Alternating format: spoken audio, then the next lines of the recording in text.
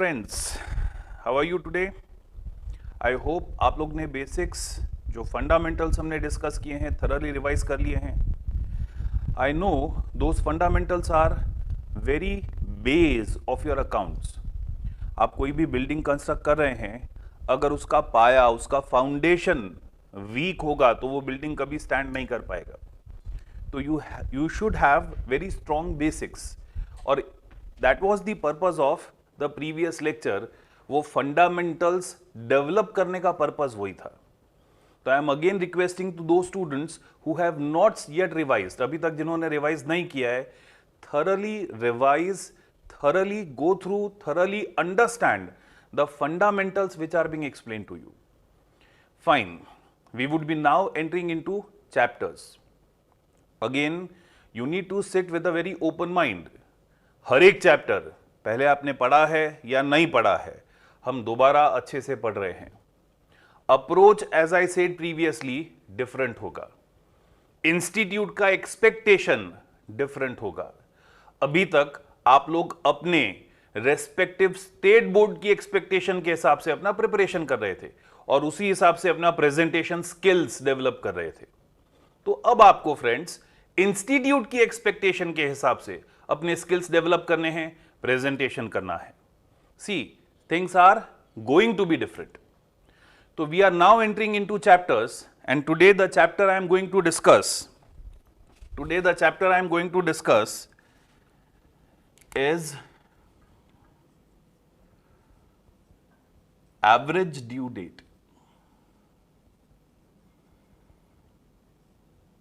We would be starting our discussion on which chapter, sir? Average due date. Average due date का question generally exam में 4 to 6 marks का आता है. It's a question of 4 to 6 marks. Accounting, no, in this chapter there is no accounting at all. कोई accounts prepare नहीं करना है. There are only and only calculations. खाली कैलकुलेशन है, कोई अकाउंटिंग है ही नहीं. बहुत अच्छी बात है, लेकिन सर इसका एक फ्लिप साइड भी है. खाली कैलकुलेशंस करना है, अकाउंटिंग अगर है ही नहीं, तो calculations can be either right or wrong. मतलब you can either score full marks or you can not score any marks. Students generally feel, sir ये चैप्टर बहुत सिंपल चैप्टर है, हमें बहुत ज़्यादा ध्यान देने का ज़रूरत नहीं है. तो लेट मी टेल यू, ये एक ऐसा चैप्टर है जिस पे क्वेश्चन ऑलमोस्ट हर बार एग्जाम में पूछा जाता है, एंड कुछ ना कुछ सिली मिस्टेक्स, छोटी छोटी गलतियां स्टूडेंट्स बहुत सारी इस चैप्टर में करते हैं. तो आई रिक्वेस्ट यू कि छोटी छोटी चीज़ों पे बहुत ध्यान देना है in this chapter. As such is a very simple chapter, लेकिन to be studied with concentration. तो let us start friends. Chapter's name is average due date. तो let us firstly concentrate on this word due date. ये due date का मतलब क्या sir? What is due date? Due date किसको बोलेंगे sir? Simply that date on which payment is to be given. What is due date? That date on which payment is to be given. ये वो date है जिस पे actually debtor अपने creditor को payment देने वाला है. तो what is due date friends? It is that date on which payment is to be given. वो डेट जिस डेट पे पेमेंट दिया जाएगा. अब कुछ इंपॉर्टेंट चीजें ध्यान रखनी है. ड्यू डेट जब आप कैलकुलेट कर रहे हो, when you are calculating due date, credit period जो उधार का समय है, क्रेडिट पीरियड अगर आपको मंथ्स में दिया है तो number of days in a month हम कंसिडर नहीं करते हैं. If credit period is given in months, then number of days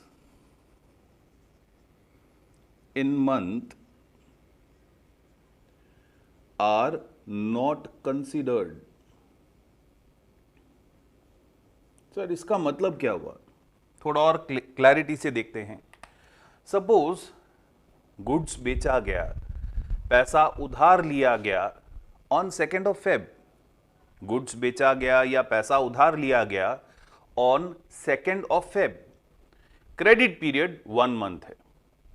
2nd Feb से अगर हमने स्टार्ट किया है, कहां से स्टार्ट किया है सर, 2nd Feb से स्टार्ट किया है, तो फेब में कितना मंथ कितना डेज है वो हम लोग को कंसिडर नहीं करना है. 2nd Feb प्लस 1 मंथ, तो करस्पॉन्डिंग नेक्स्ट मंथ का 2nd डेट आपका ड्यू डेट हो जाएगा. Sir due date 31st March है, तो number of days in that month consider नहीं करना है. 1 मंथ के बाद जो भी डेट आएगा that date will be your due date. Getting the point. Sir 31st March है तो 31st अप्रैल होना चाहिए ना. अप्रैल में 31 डेज होता है क्या, नहीं. अगर आप last date of the month से स्टार्ट कर रहे हो, अगर आप आपका क्रेडिट पीरियड कैलकुलेट करना स्टार्ट कर रहे हो from last date of the month, तो करस्पॉन्डिंग मंथ का लास्ट डेट ही आपका ड्यू डेट होगा. इसका मतलब suppose date on which goods are sold 30 June है, जिस दिन गुड्स दिया, जिस दिन लोन दिया वो 30 जून है. क्रेडिट पीरियड 2 मंथ्स है. Credit period is 2 months. तो कौन सा डेट आपका ड्यू डेट होगा, which date will be your due date. Sir last date of month after 2 months. 30 June है प्लस 2 मंथ्स मतलब अगस्त महीना आता है. लास्ट डेट ऑफ जून है तो 31st अगस्त आपका ड्यू डेट होगा. I hope you are getting this. तो ड्यू डेट कैलकुलेट करते समय अगर क्रेडिट पीरियड मंथ्स में दिया है तो number of days in that month हम लोग कंसिडर नहीं करेंगे. क्रेडिट पीरियड अगर डेज में दिया है तो exact number of days calculate करेंगे. Secondly, if we start calculating due date,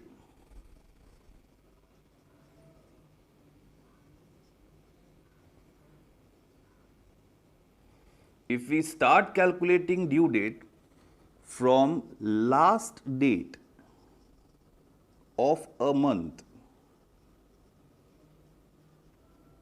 then last date of corresponding month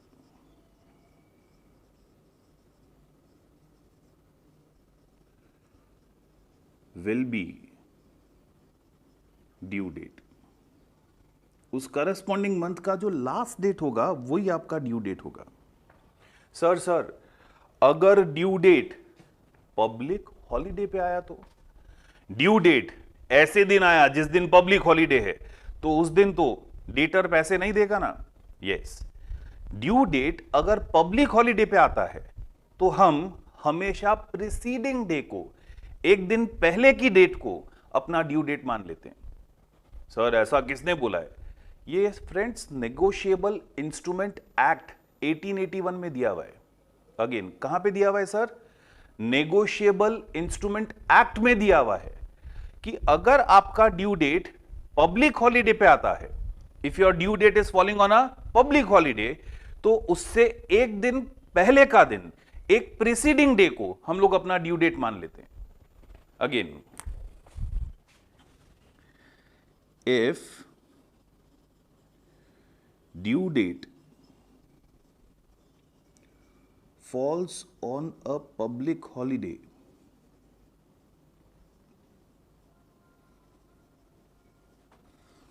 due date falls on a public holiday, then friends, the preceding day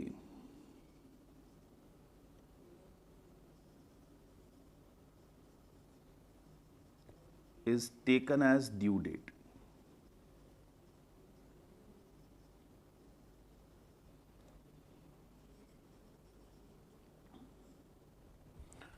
अब important dates, अगर question में कुछ नहीं दिया है तो बिना कुछ बोले कौन सी डेट्स को पब्लिक हॉलीडेज मान लेना है? क्वेश्चन में स्पेसिफाई कर दिया है कि भाई ये डेट्स पब्लिक हॉलीडेज है, तो कोई क्वेश्चन ही नहीं है, हमको वो पर्टिकुलर डेट्स को पब्लिक हॉलीडेज मानना ही है। लेकिन अगर क्वेश्चन में कुछ नहीं दिया है तो which dates will be public holidays? It will be 1st of April, it will be 15th of August, it will be 30th September and 26th of January, and all Sundays. All Sundays. Which days or which dates goes unsaid कि वो हमेशा public holiday ही होगा? 1st April, 15th August, 30 September and 26th of January. बिना बोले ये dates तो हमेशा public holiday हो गई। इसके अलावा अगर कोई डेट क्वेश्चन में दिया है तो that date can be taken as your public holiday, वो डेट को हम आपका पब्लिक हॉलीडे मान सकते हैं। Secondly, if due date falls on a sudden holiday, sir. If due date falls on a sudden holiday मतलब that holiday which is not a public holiday, जो पहले से डिक्लेयर्ड हॉलीडे नहीं था, सडनली कुछ सर्कमस्टेंसेस अराइज हो गए जिसके कारण वो हॉलीडे डिक्लेयर करना पड़ा। Say due to strike, say holiday due to riots, say holiday due to a natural calamity. ऐसी कोई हॉलीडे है जो पहले से डिक्लेयर्ड हॉलीडे नहीं है, उस पे अगर ड्यू डेट आता है तो हम प्रीसीडिंग डे को ड्यू डेट नहीं ले सकते हैं, तो हमें नेक्स्ट डे को, उस ड्यू डेट की नेक्स्ट डेट को अपना ड्यू डेट मान लेना है, उसके अगले दिन को हमें अपना ड्यू डेट मान लेना है। तो friends, if due date falls on a sudden holiday, then the following day or next day is to be taken as due date.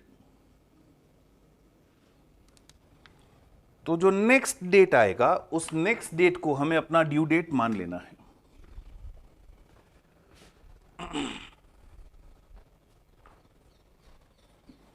As I said, these are very small points, लेकिन ये सब ध्यान रखना है। All these points are going to affect your calculations. Next, while calculating due date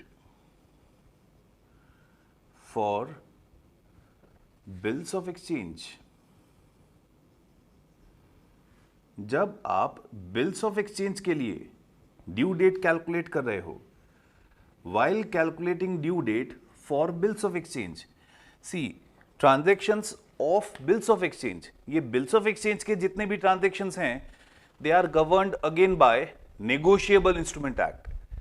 bills of exchange is a negotiable instrument, जो हम पढ़ेंगे in the chapter of bills of exchange.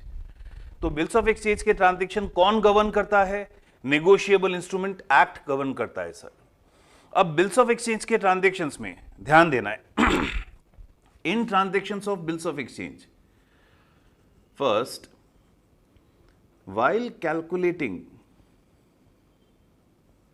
Due date, जब आप ड्यू डेट कैलकुलेट कर रहे हो, always 3 days of grace are added. Negotiable instrument act बोलता है जो भी ड्यू डेट आता है उसमें 3 ग्रेस डेज आपको ऐड कर देना है और फिर अपना डेट ऑफ पेमेंट कंसिडर करना है। 3 days are added as grace day. Secondly, if bills of exchange is containing the phrase, bills of exchange is containing the phrase, it is payable containing the phrase it is payable after date. Bills of exchange is containing the phrase it is payable after date. See, जब आप bills of exchange draw करते हैं, there are to dates. एक वो दिन जिस पे bill draw किया जाता है, ड्राफ्ट तैयार करके डेटर के पास सेंड किया जाता है, एक्सेप्टर के पास सेंड किया जाता है. तो एक वो दिन होता है जिस दिन बिल ड्रॉ किया जाता है, और एक वो दिन होता है जिस दिन वो बिल एक्सेप्ट करता है debtor, the date on which that bill is accepted by debtor. तो there are always two dates, the date of drawing of bill and date of acceptance of bill.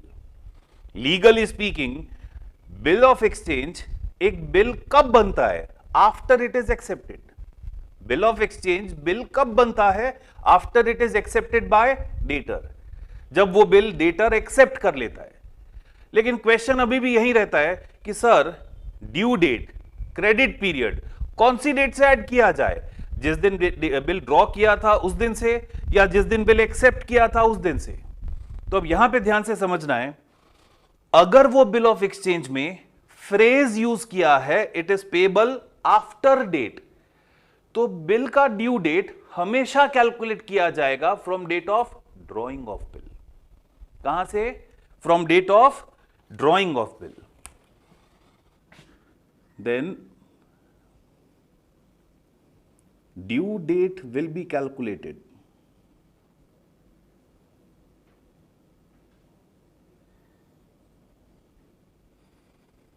from date of drawing of bill.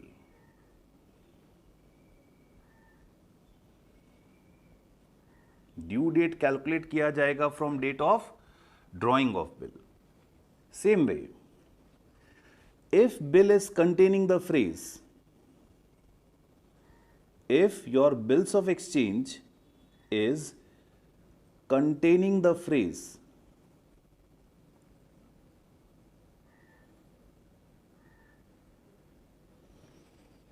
it is payable after sight,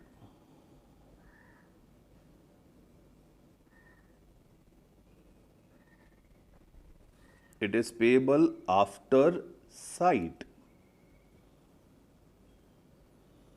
then due date is calculated.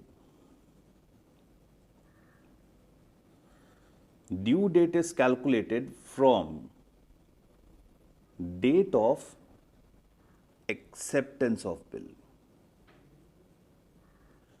अगर bill में phrase दिया है it is payable after date, जिस दिन draw किया उसके बाद से पेएबल है, तो आफ्टर डेट लिखा जाए तो फ्रॉम डेट ऑफ ड्रॉइंग. अगर बिल में फ्रेज दिया it is payable after site, acceptor ने बिल देखा उसके बाद से आपको ड्यू डेट कैलकुलेट करना है. आफ्टर साइट लिखा है तो ड्यू डेट हमको कैलकुलेट करना है from date of acceptance of bill.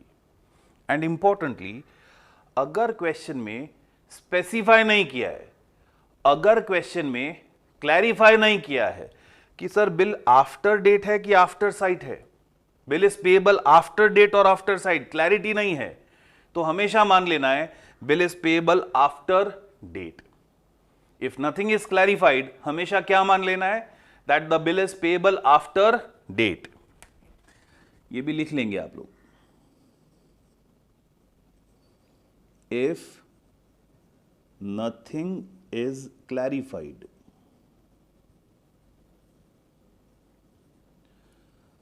always assume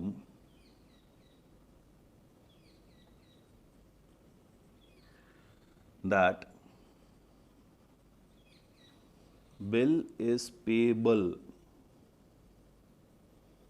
after date.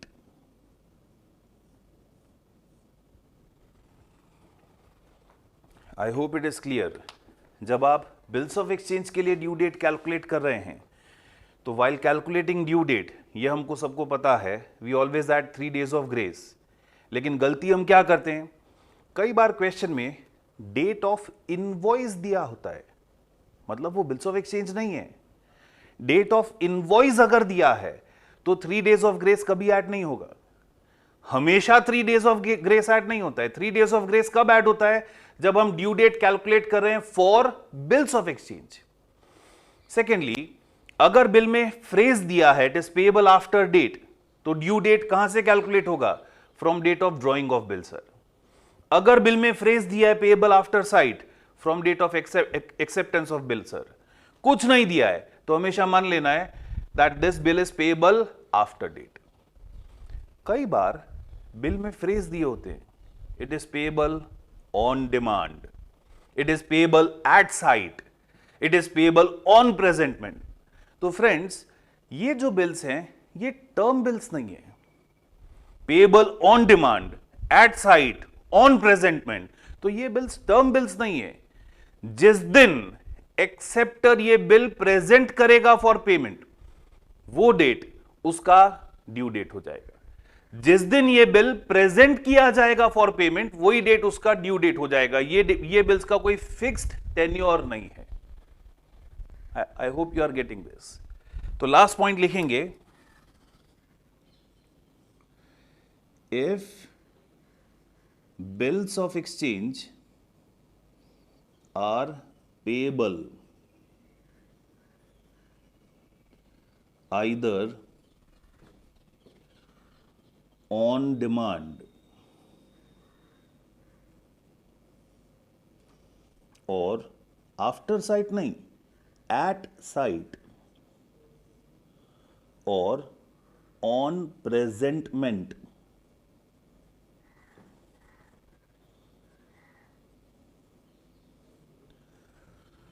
if bills are payable either on demand, at site or on presentment, then the day these bills are presented for payment, the day these bills are presented for payment will be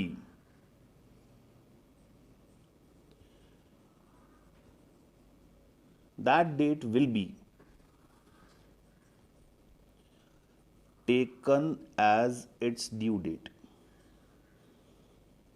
वो date हम उसका due date ले लेंगे।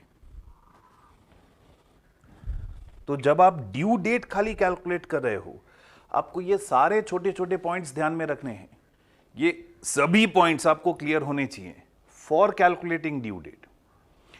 Late us take an example. एक example लेते हैं जहां पे हम खाली ड्यू डेट कैलकुलेट करना सीखेंगे। आपको दिया हुआ है, गिवन क्या है?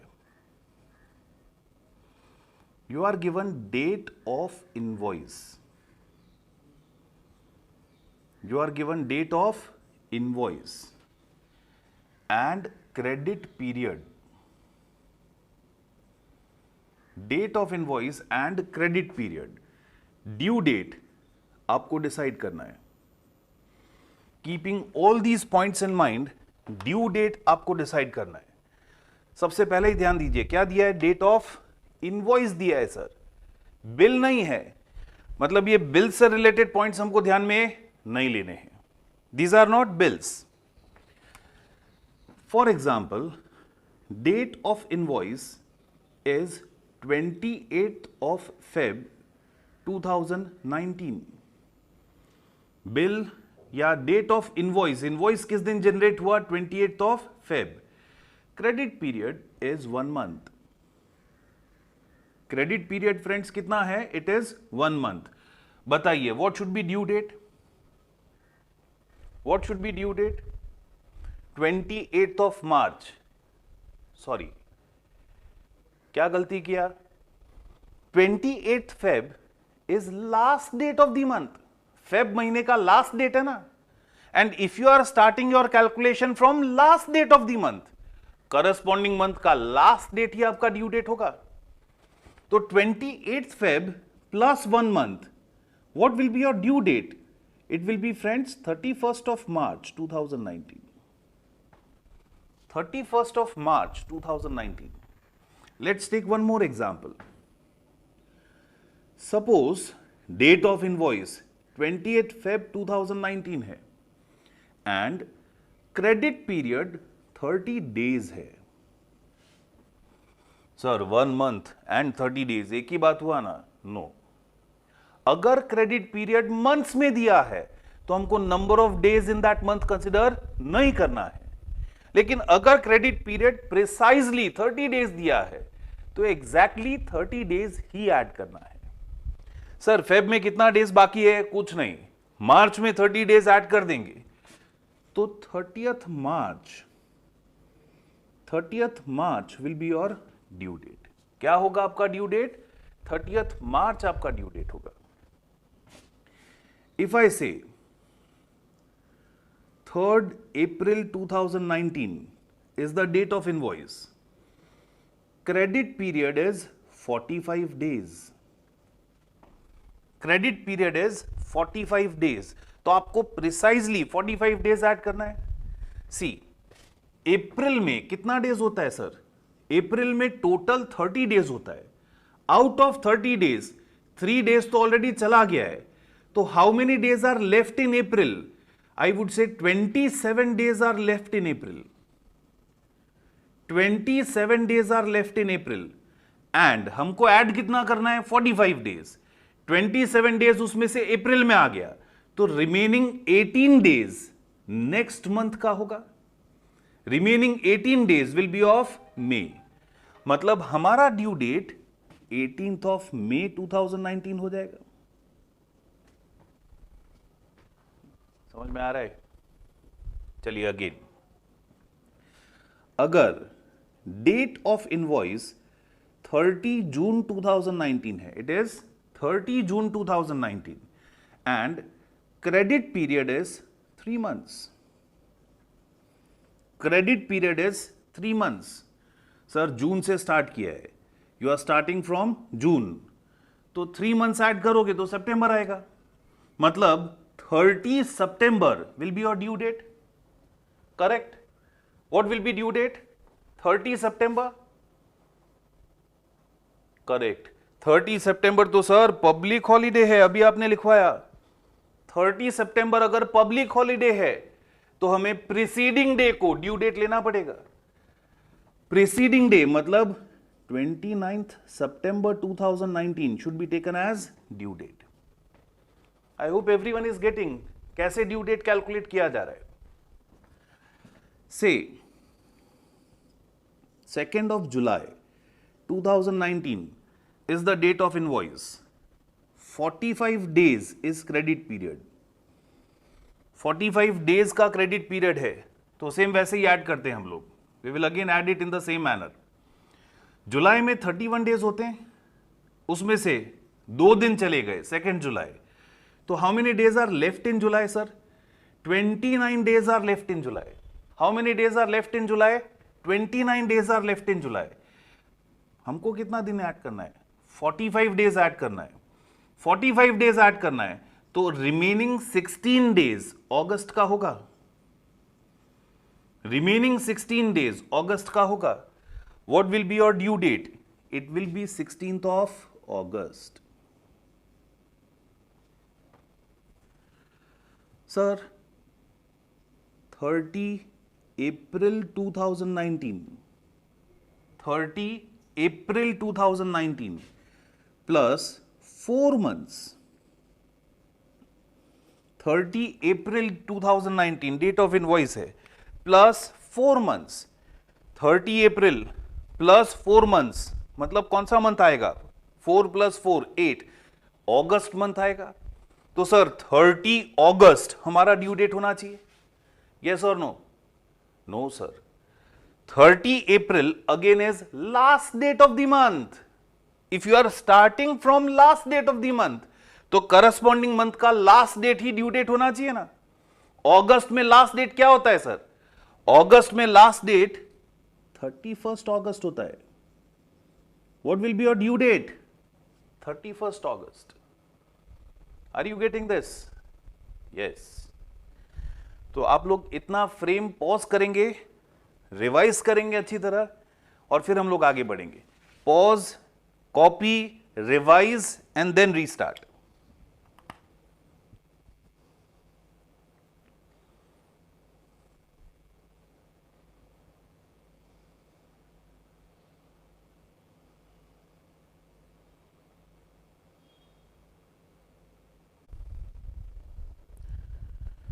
आई होप आप लोग ने अच्छे से कॉपी किया है, रिवाइज किया है, समझा है ड्यू डेट का कैलकुलेशन अब तक। Let us take one more example.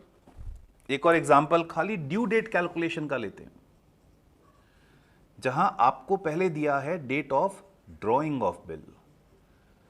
Date of drawing of bill मतलब अब हम बिल्स ऑफ एक्सचेंज का ड्यू डेट कैलकुलेट कर रहे हैं। Date of acceptance of bill,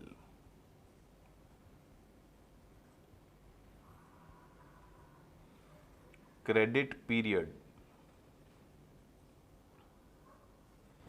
और हमको फिर डिसाइड करना है sir what will be its due date. चलिए स्टार्ट करते हैं। टू स्टार्ट विथ, आपको दिया है 29 Feb 2020। 29 Feb 2020, remember 20 is leap year, 2020 is leap year, तो 29 ऑफ फेब 2020 ये वो डेट है जिस दिन बिल ड्रॉ किया गया। 3 मार्च 2020 वो डेट है जिस दिन बिल एक्सेप्ट किया गया। And bill is payable 2 months after date. Bill is payable 2 months after date. Sir after date लिखा है, आफ्टर डेट लिखा है मतलब हमको ड्यू डेट कैलकुलेट करना है from date of drawing of bill. मतलब हमको अपना कैलकुलेशन स्टार्ट करना है from 29 of Feb. 29 Feb plus 2 months। 29 तो sir last date of the month है, तो प्लस 2 months मतलब अप्रैल का लास्ट डेट अपना ड्यू डेट होगा। तो 30 April will be your due date plus 3 days of grace, मतलब 3 May 2020 will be your due date. Correct? समझ में आ रहा है? चलिए एक और example. 27 Feb 2020 is date on which bill is drawn. 1st March 2020 date on which bill is accepted, and it is payable after 30 days. कुछ बोला नहीं है सर, आफ्टर डेट है कि आफ्टर साइट क्लैरिफाई नहीं किया है। कुछ ना बोला जाए तो हमेशा क्या मान के चलना है, it is payable after date. कुछ नहीं बोला है तो क्या मान के चलेंगे, that it is payable after date. मतलब ड्यू डेट कैलकुलेट करेंगे again from date of drawing of bill. 27 Feb plus 30 days, 27 Feb plus 30 days मतलब फेब में 2 दिन बाकी है, एंड 28 डेज ऑफ मार्च, तो 28 ऑफ मार्च हमारा डेट आएगा sir, plus 3 days of grace, तो 31st March 2020 will be your due date. एक और एग्जांपल लेते हैं। 10th of July 2020 bill draw किया गया।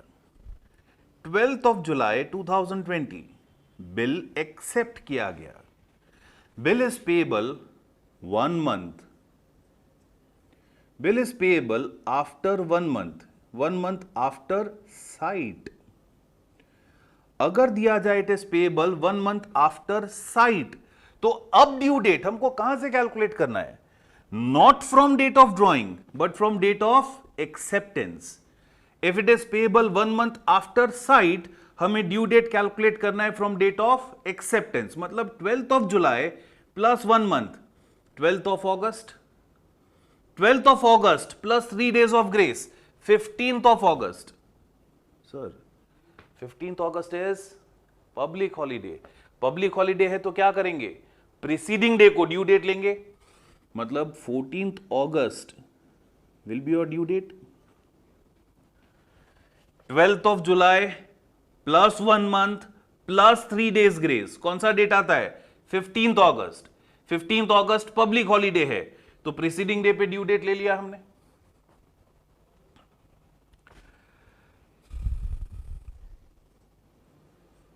June 27, 2020 bill is accepted on 30 September 2020, sorry 30 June 2020. It is payable 2 months after sight payable 2 months after sight. After sight लिखा है तो again due date will be calculated from date of acceptance of bill. Start कहां से कर रहे हैं sir? 30 जून से start कर रहे हैं. 30 June plus 2 months, 30 June plus 2 months will be August. Last date of the month है तो 30 June plus 2 months will be which date sir? 31st August. Which date sir? 31st August plus 3 days of grace. 3rd September 2020 will be your due date. I hope everyone is getting this. चलिए एक last case. 28th of Jan 2020 is the date on which bill is drawn. 28 Jan 2020 को bill draw किया गया. 1st Feb 2020 bill accept किया गया. Bill is payable after 2 months. Calculate करके बताइए. Bill is payable after 2 months. What should be its due date? 2 months. After date, after sight कुछ दिया नहीं है तो हमको कहां से लेना है? Correct, from date of drawing of bill. After date मान के चलना है. तो 28th of January plus 2 months will be 28th of March. 28th of January plus 2 months will be 28th of March plus 3 days of grace, 31st of March. But suppose I keep it 29th of January. 29th of January plus 2 months will be 29th of March, sir. 29th of March plus 3 days of grace, 30, 31, 1st April. 30, 31 and 1st April. हमारा due date क्या आ रहा है यहां पे? 1st April. तो 1st April को due date ले सकते हैं क्या? नहीं सर, नेगोशिएबल इंस्ट्रूमेंट एक्ट बोलता है 1st April पब्लिक हॉलीडे है तो प्रीसीडिंग डे को ड्यू डेट लेना पड़ेगा ना. Then preceding day is to be taken as due date. I hope आप लोग को आ रहा है समझ में. Are you getting this example? तो आप लोग ड्यू डेट क्या है, how due date is to be calculated, I hope it is pretty much clear to you all, to all of you now. कैसे ड्यू डेट कैलकुलेट करना है अभी समझ में आ रहा है आप लोग को.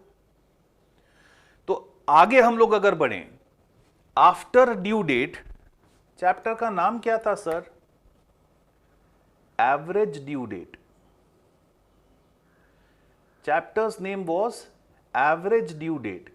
हमने अभी समझा ड्यू डेट किसको बोलते हैं. अब आते हैं दूसरे वर्ड पे, एवरेज किसको बोलते हैं sir? What is average? Average मतलब क्या? क्या मैं ऐसा बोल सकता हूं, when a single number represents a group of number. When a single number represents a group of number, it is average. जब एक सिंगल नंबर एक ग्रुप ऑफ नंबर को रिप्रेजेंट करे तो उस सिंगल नंबर को हम लोग एवरेज बोल सकते हैं. तो उसी तरह जब एक single date group of due dates को रिप्रेजेंट करे, जब एक सिंगल डेट एक ग्रुप ऑफ ड्यू डेट्स को रिप्रेजेंट करे तो वो सिंगल डेट को एवरेज ड्यू डेट बोल सकते हैं. तो what is average due date? It is that mean date, it is that middle date which is representing several due dates, जो बहुत सारी ड्यू डेट्स को रिप्रेजेंट कर रही है. पर सर इसकी जरूरत क्या है? अभी भी समझ में नहीं आया. एवरेज ड्यू डेट का कैलकुलेट करने का क्या जरूरत है? एक एग्जांपल लेते हैं. Take this example. Suppose there are two parties A and B. A is regularly selling goods to B. A regularly goods बेच रहा है बी को और A सारा गुड्स बी को बेच रहा है on a credit period of 1 month.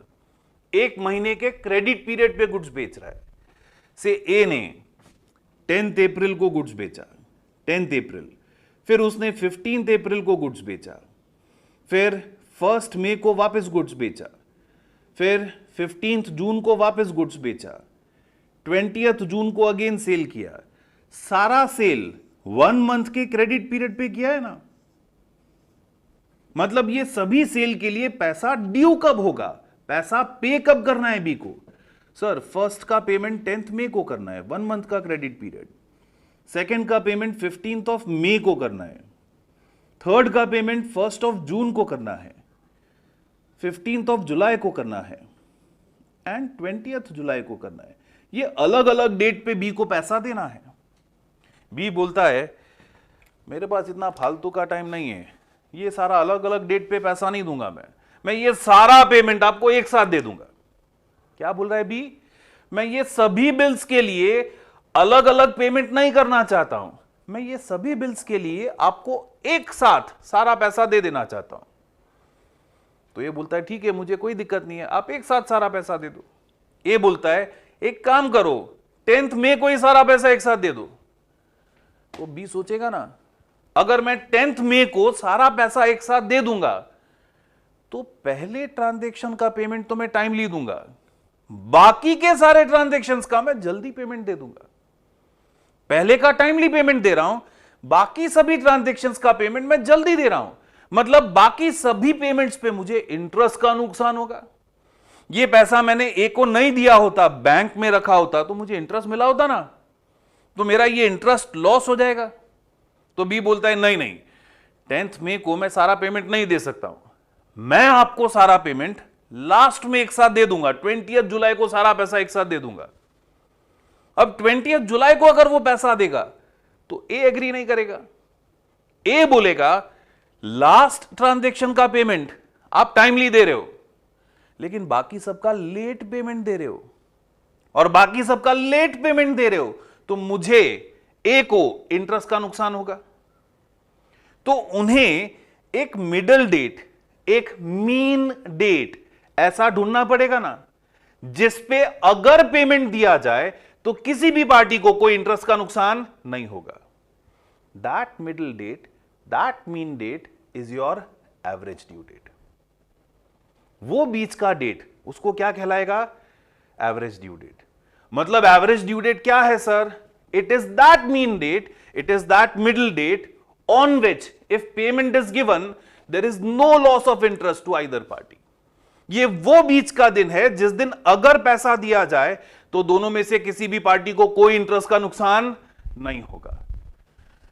Sir ये जो मीन डेट आपको मिला, क्या ये actually date of payment decide करने में यूज होता है? नो सर, ये जो एवरेज ड्यू डेट का टेक्निक है ये actually practically date of payment decide करने में यूज नहीं होता है। कोई ये टेक्निक को यूज करके पेमेंट डेट डिसाइड नहीं करता है सर, ये टेक्निक यूज होता है in calculation of interest. What? Yes sir, ये टेक्निक यूज होता है in calculation of interest. Sir कैसे? फॉर एग्जाम्पल बी ये सभी ट्रांजैक्शन का पेमेंट 31 अगस्त को देता है। एक्चुअल डेट ऑफ पेमेंट क्या है?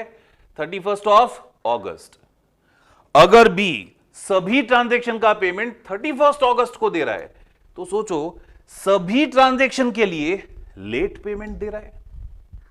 सभी ट्रांजैक्शन के लिए अगर वो लेट पेमेंट दे रहा है तो ये सभी ट्रांजैक्शंस के लिए उसे इंटरेस्ट पे करना पड़ेगा। ये सभी ड्यू अमाउंट्स पे फॉर पेइंग लेट उसे इंटरेस्ट देना पड़ेगा। वो पेमेंट जो 10th मई को देना चाहिए था वो 31 अगस्त को दे रहा है, तो 10th मई से 31 अगस्त तक का इंटरेस्ट कैलकुलेट करना पड़ेगा ना। वो पेमेंट जो 15/5 को देना चाहिए वो 31 अगस्त को दे रहा है, 15/5 से 31 अगस्त का इंटरेस्ट।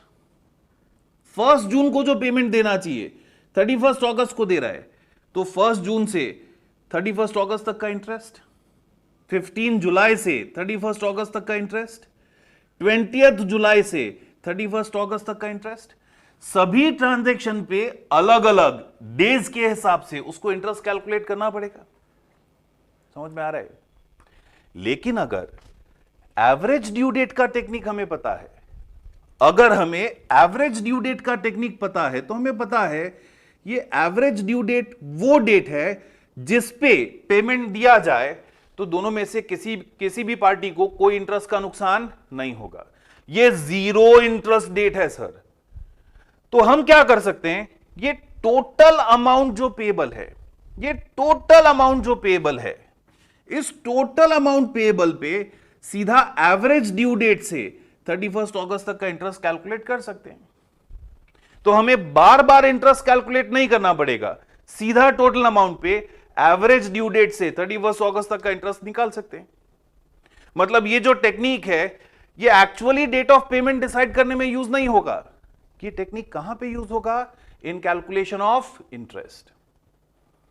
जब एक प्रिंसिपल और एजेंट के अकाउंट सेटल होते हैं, जब एक कंसाइनर कंसाइनी के अकाउंट सेटल होते हैं, जब डेटर से पीस मिल मतलब इंस्टॉलमेंट में पैसा मिल रहा है, तब इंटरेस्ट का कैलकुलेशन हम लोग हमेशा कौन सी मेथड से करते हैं? We can do that calculation using technique of average due date. Friends, आपने पार्टनरशिप या सोल प्रोप्राइटरशिप में देखा, owners regularly drawings during the year करते हैं, तो वहां इंटरेस्ट ऑन ड्रॉइंग्स का कैलकुलेशन भी एवरेज ड्यू डेट का टेक्निक यूज करके किया जा सकता है। तो ये जो टेक्निक है एवरेज ड्यू डेट का, ये बेसिकली कहां यूज होता है? In calculation of interest use होता है। What is average due date? Sir, it is that date on which, it is that mean date, it is that middle date on which if payment is given there is no loss of interest to either party. I hope this much is clear. आप लोग pause करेंगे, you will copy this example and then will write down the meaning of average due date. Please pause, copy, revise and then restart.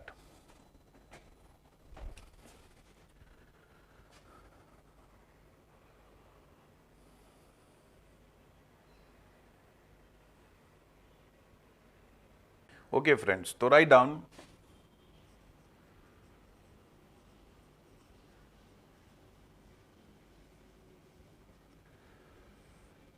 Average due date क्या है? What is average due date?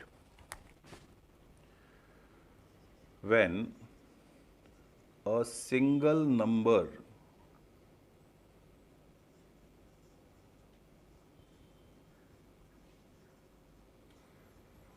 represents a group of numbers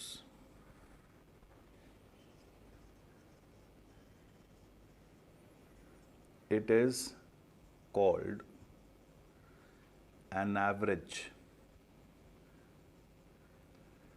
Similarly, when a single date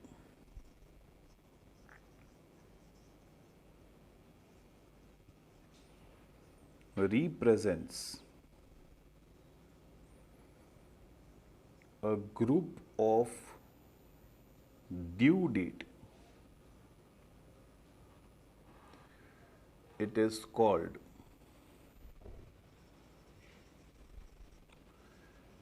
average due date. Average due date.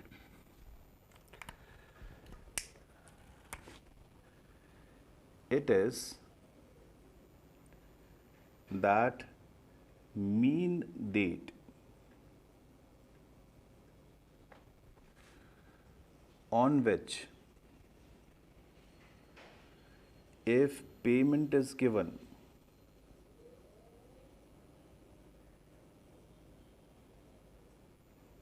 there is no loss of interest, on which if payment is given there is no loss of interest to either party.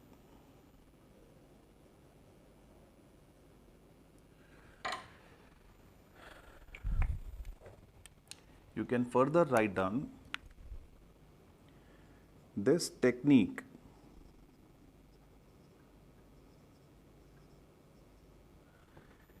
is mainly used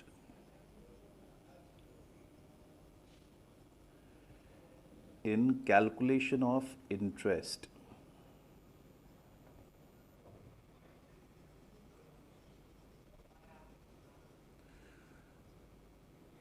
Example,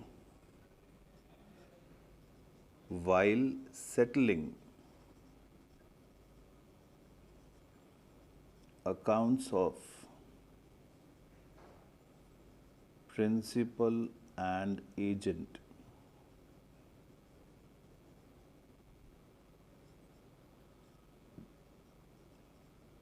while settling accounts of debtors when money is received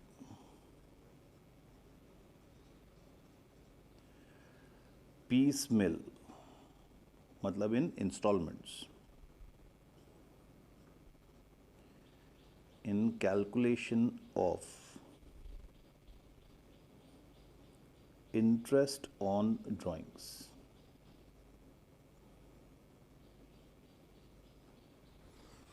In calculation of interest on drawings.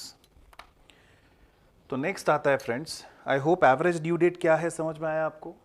एक वो middle date जिस पे पैसा दिया जाए तो दोनों में से किसी भी पार्टी को कोई इंटरेस्ट का नुकसान नहीं होगा। तो sir average due date calculate कैसे करें? तो आगे लिखिए friends, steps to calculate average due date. Steps to calculate average due date.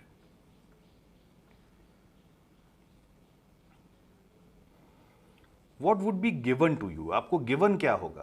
Question में क्या दिया होगा? सर क्वेश्चन में date of invoices and credit period दिया होगा या date of bill and credit period दिया होगा। तो हमें सबसे पहला काम क्या करना है? एवरेज किसका निकालना है? एवरेज ड्यू डेट का निकालना है सर। तो फर्स्ट स्टेप हम लोग क्या करेंगे, जो भी डेट ऑफ इनवॉइसेस दिए हैं, जो भी डेट ऑफ बिल्स दिए हैं, सबका ड्यू डेट पहले कैलकुलेट कर लेंगे। तो first step,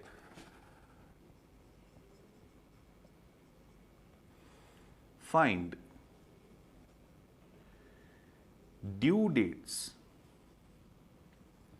for all the dates of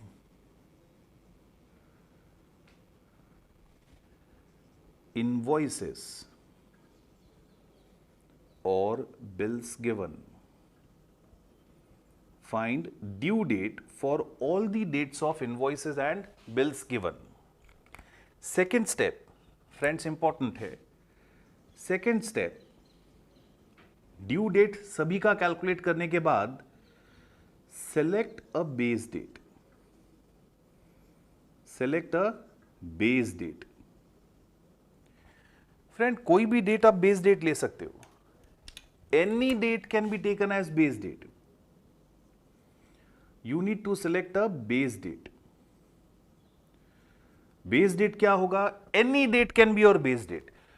जो गिवन ड्यू डेट्स आपके पास है उसमें से कोई एक डेट आप बेस डेट ले सकते हो, कोई दूसरा उसके बाहर का डेट आपको लेना है वो आप बेस डेट ले सकते हो। सर आप अपना बर्थडे हमेशा बेस डेट ले सकते हो, आप 15 अगस्त हमेशा बेस डेट ले सकते हो। See base date can be any date, कोई भी एक डेट को बेस मान लेना है। लेकिन ये एडवाइजेबल है कि अगर आप अर्लीस्ट ड्यू डेट को, सबसे पहली ड्यू डेट को बेस डेट लोगे तो आपका कैलकुलेशन मिनिमल होगा। बेस डेट कुछ भी ले लेना है, जो आपको अच्छा लगे वो डेट आप ले सकते हो। एडवाइस क्या है? हमेशा अर्लीस्ट ड्यू डेट को अगर आप बेस डेट लोगे तो आपका कैलकुलेशन सबसे मिनिमम होगा। और हमको तो सर कैलकुलेशन से ही मतलब है, मतलब हम सबसे पहला डेट हमेशा बेस डेट ले लेंगे। तो write down any date can be taken as, any date can be taken as base date. Any date can be taken as base date, but it is advisable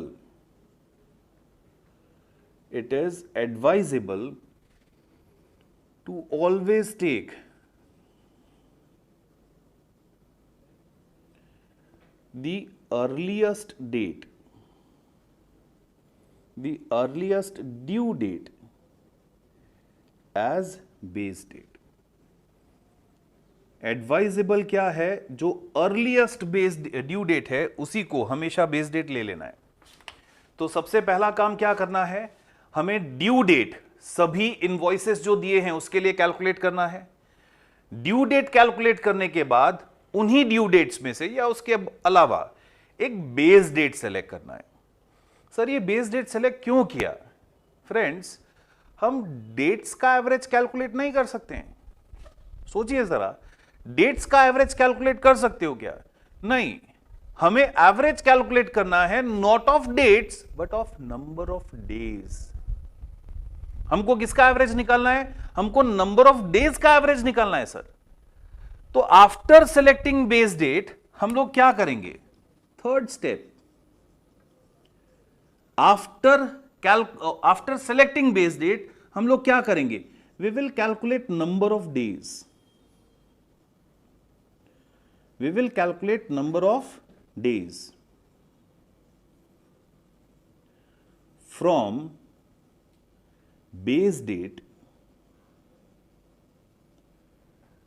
to due date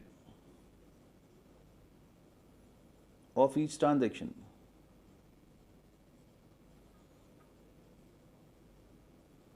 We will calculate number of days from base date to due date of each transaction.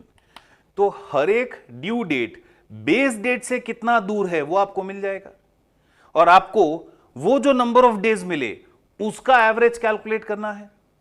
लेकिन sir, उसका simple average calculate करना है कि weighted average? Average दो तरीके से निकल सकता है ना, you can calculate simple average और you can calculate weighted average. तो यहां पे जब हम नंबर ऑफ डेज का एवरेज कैलकुलेट कर रहे हैं, we always calculate weighted average, क्योंकि सर हर एक ट्रांजैक्शन का अमाउंट सेम नहीं है, अमाउंट हर एक ट्रांजैक्शन का डिफरेंट है। तो हर एक ट्रांजैक्शन का जो अमाउंट है, अगर उसको हमें उसका वेट मान लेना है, हर एक ट्रांजैक्शन का जो अमाउंट है अगर उसे वेट मान लिया जाए, तो हमको एक weighted average number of days का कैलकुलेट करना है। तो to calculate weighted average, number of days calculate करने के बाद हम लोग क्या करेंगे? We will find out product of amount of each transaction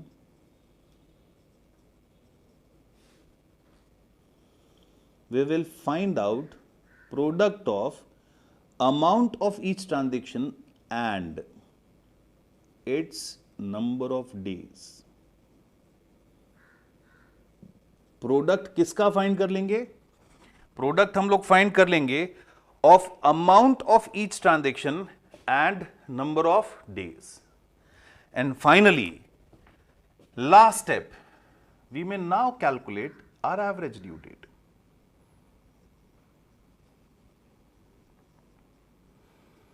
We may now calculate our average due date.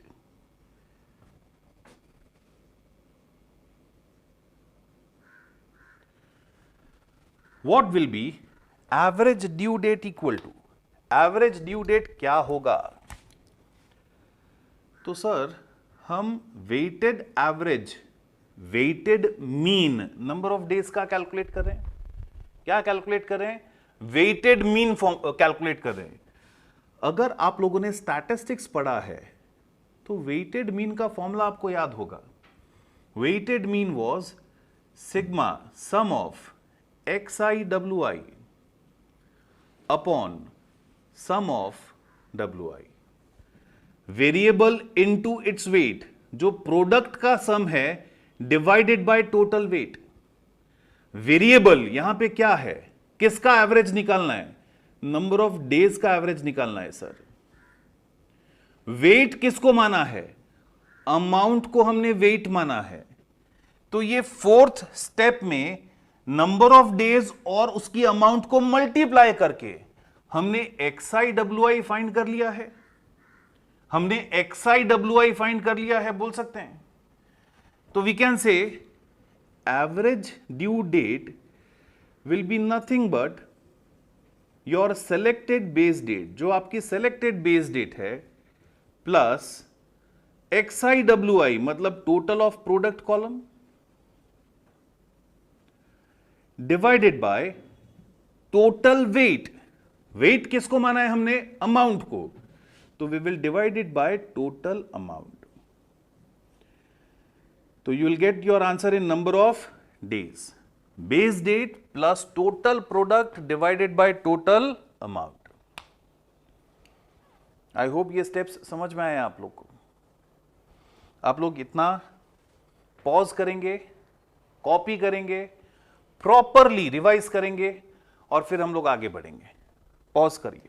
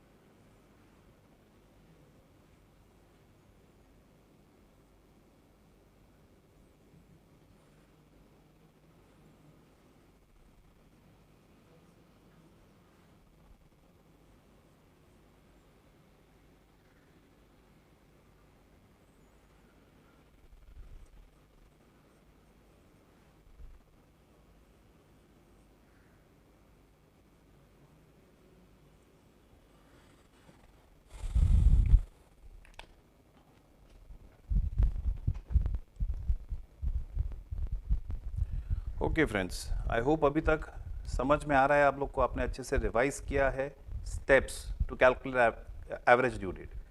Late us now take an example. एक example लेते हैं where you are suppose to calculate average due date. Given क्या है? What is given?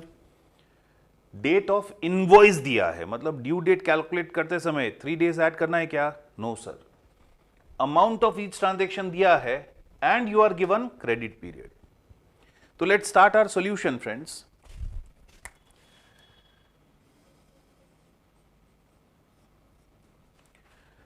Solution में हमको सबसे पहले क्या कैलकुलेट करना है? Remember what is our first step? तो we need to calculate due date for all the transactions given. Due date हर एक ट्रांजेक्शन का हमको कैलकुलेट कर लेना है। स्टार्ट करते हैं। 28 फेब, क्रेडिट पीरियड 1 मंथ है। 28 फेब 19 मतलब last date of the month है सर। तो 31 मार्च 19 अपना ड्यू डेट होगा। 28 Feb plus 30 days, now precisely 30 days add करना है, तो 30 मार्च 2019 होगा sir.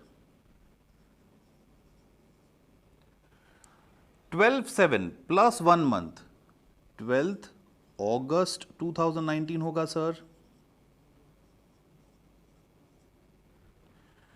30 June plus 30 days, 30 June plus 30 days, it will B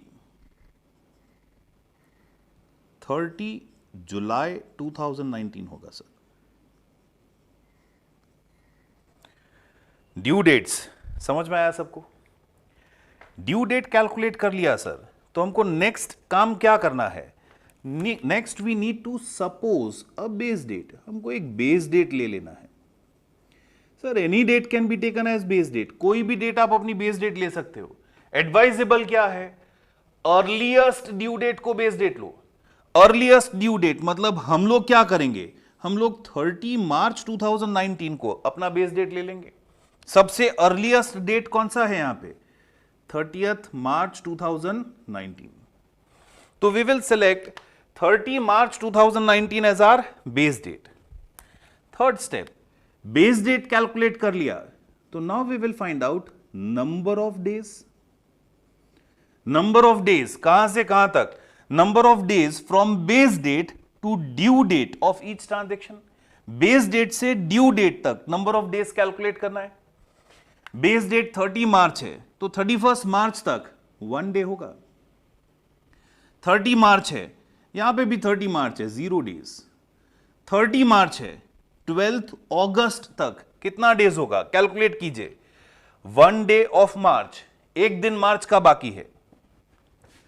मार्च का एक दिन, अप्रैल के 30 days, May 31 days sir, June 30 days sir, July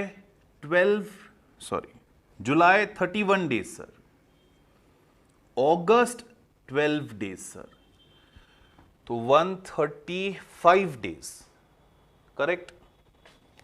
up to 12th August 135 days. Up to 30 जुलाई, can we say 30 जुलाई तक 122 डेज।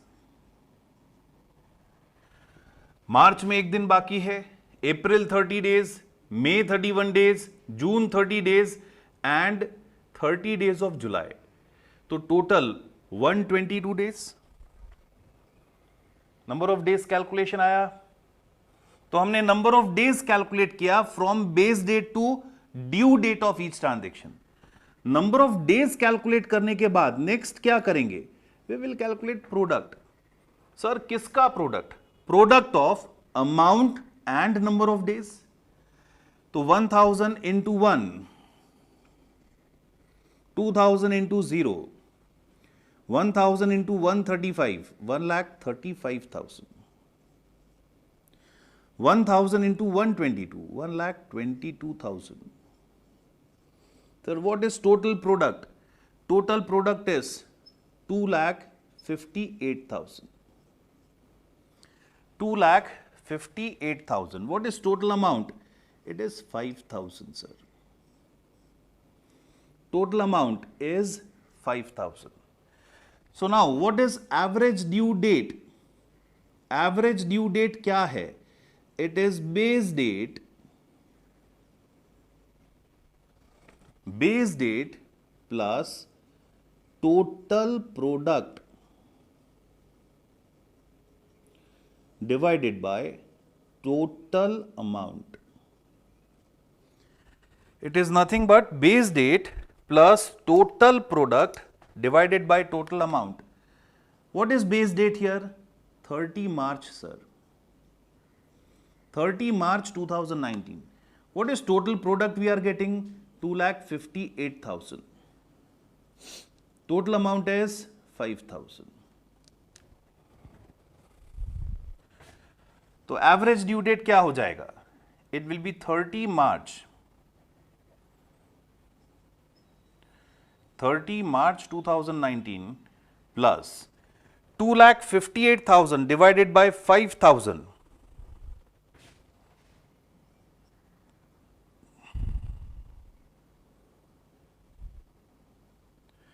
51.6 डेज आता है। तो can we say 30 March 2019 plus 52 days. 30 March 2019 plus 52 days. मार्च में एक दिन बाकी है, अप्रैल में 30 डेज बाकी है। टोटल कितना हो गया? 31 डेज 30 अप्रैल तक हो गया। 31 डेज 30 अप्रैल तक हो गया। टोटल डेज 52 है, तो रिमेनिंग 21 डेज बचेगा।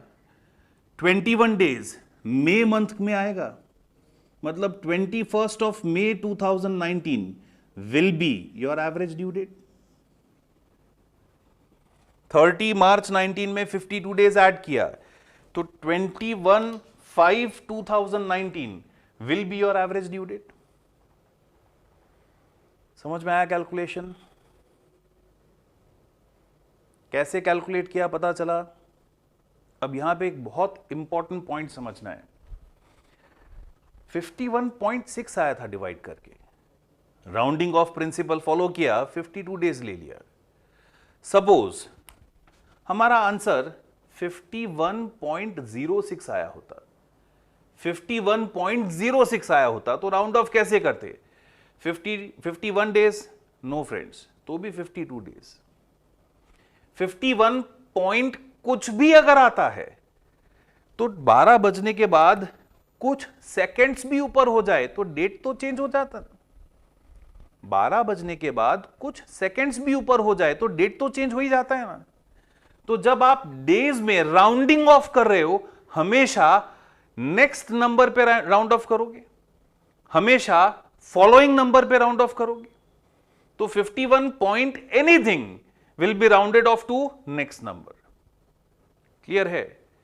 51.1 होता तो round off will be to 52 days only. चलिए एक काम करते हैं, मैंने आपको बोला आप कोई भी डेट बेस डेट ले सकते हो, you can take any date as your base date. तो let's resolve this example, same example को वापस से सॉल्व करते हैं but taking a different base date. Are we getting the same answer? Let's check. Due date सभी transaction का हमको मिल ही गया है। Due date for all the transactions 31st March 2019,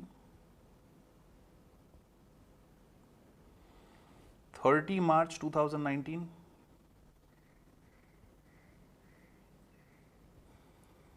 12th August 2019, 30 July 2019।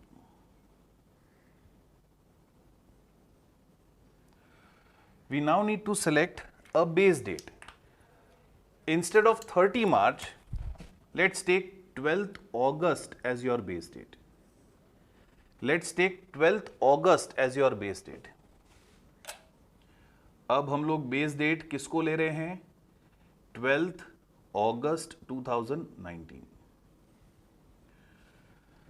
Base date 12th August को लिया है तो let's calculate number of days. Number of days कहां से कहां तक sir? From base date to due date, मतलब from 12th August to 31st March. 12th अगस्त से 31st मार्च तक आएंगे तो हमको मिलता है 121। 12th अगस्त से पीछे आ रहे हैं, रिवर्स जा रहे हैं, तो can we say it is -121। 12th अगस्त से पीछे आ रहे हैं, माइनस रिवर्स कैलकुलेशन कर रहे हैं, तो नंबर ऑफ डेज हम लोग नेगेटिव लिखेंगे। 12th अगस्त के आगे के number of days positive sign में लिखेंगे। 12th August 0 number of days है तो उससे पहले नेगेटिव डेज होंगे, उसके बाद पॉजिटिव डेज होंगे। तो 30 March, sorry it is 134 days. 12th अगस्त तक 134 days. 30 March it will be -135 days, 0 days। And 12th अगस्त से 30 जुलाई, तो अगस्त में टोटल 31 डेज होते हैं सर, उसमें से 12 डेज चले गए, मतलब 19 डेज अगस्त के बचे। एंड सॉरी 12th अगस्त से 30th जुलाई, मतलब अगेन रिवर्स ऑर्डर में आना है आपको। तो अगस्त में 12 डेज एंड जुलाई में 1 डे, -13 डेज बोल सकते हैं। 12th अगस्त से 30 जुलाई, तो अगस्त में 12 दिन और 1 दिन जुलाई का, 13 days, -13 days. Find out product. Find out product. तो 1000 into 134, it will B 1,34,000 minus 2,70,000 minus 0 and 13,000। तो product comes to 2, 3, 4 lakh 17,000 minus amount as 5,000। तो एवरेज ड्यू डेट क्या होगा सर? एवरेज ड्यू डेट मतलब base date plus total product divided by total amount.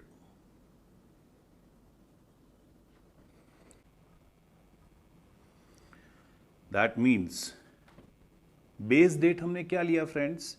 12th August 2019 plus total product कितना है? -4,17,000 sir, divided by total amount कितना है? 5,000. तो can we say it is 12th August 2019 minus, divide करो 4,17,000 divided by 5,000, it comes to 83.4 days. Sir अभी अभी हमने सीखा था पॉइंट के बाद कुछ भी हो हमको नेक्स्ट डे पे राउंड ऑफ करना है. पॉइंट के बाद कुछ भी हो we need to round it off to next day. लेकिन यहां पे आंसर हमारा जो भी आएगा वो नेगेटिव साइन के साथ आएगा. हम लोग को ऐड नहीं करना है, हम लोग को माइनस करना है उतना नंबर ऑफ डेज. अगर आप माइनस कर रहे हो तो हमेशा राउंड ऑफ करोगे टू प्रीसीडिंग नंबर. 83.9 हो तो भी you will round it off not to 84 to 83 days. वापस if you are adding number of days round off हमेशा नेक्स्ट नंबर पे करेंगे. If you are deducting number of days round off हमेशा preceding number पे करेंगे. Sir add करना है 83.1 आया तो राउंड ऑफ किस पे करेंगे? 82 डेज पे. 83.9 आया राउंड ऑफ किस पे करेंगे? 82 डेज पे. माइनस करना है 83.4 will be round off to 83 days. 83.9 आता तो भी you will round it off to 83 days. Clear है? तो यहां पे 4,17,000 डिवाइडेड बाय 5,000 83.4 डेज आया. We will round it off to previous number 83 days. तो 12th अगस्त में से 83 डेज माइनस करना है. अगस्त मंथ में देयर आर 12 डेज, वो माइनस करेंगे. अगस्त के पहले जुलाई आएगा. जुलाई मंथ में देयर आर 31 डेज, माइनस करेंगे. जून मंथ में देयर आर 30 डेज, माइनस करेंगे. मतलब जून तक 73 डेज माइनस हो चुके हैं. टोटल 83 डेज माइनस करने हैं. Up to June 73 days minus हो चुके हैं. मतलब रिमेनिंग 10 डेज मई मंथ में से माइनस करने हैं आपको. रिमेनिंग 10 डेज मई मंथ में से माइनस करने हैं. सर मई में टोटल 31 डेज होते हैं, उसमें से आप 10 डेज माइनस कर दो तो your average due date will be 21st of May 2019. तो see friends, as I said, like in previous question, आप बेस डेट कोई भी लेंगे you will be getting the same average due date. I hope the answer is getting clear. आप लोग pause करेंगे, copy करेंगे, revise करेंगे दोनों cases and then we will move on to questions of class work. Copy कीजिए.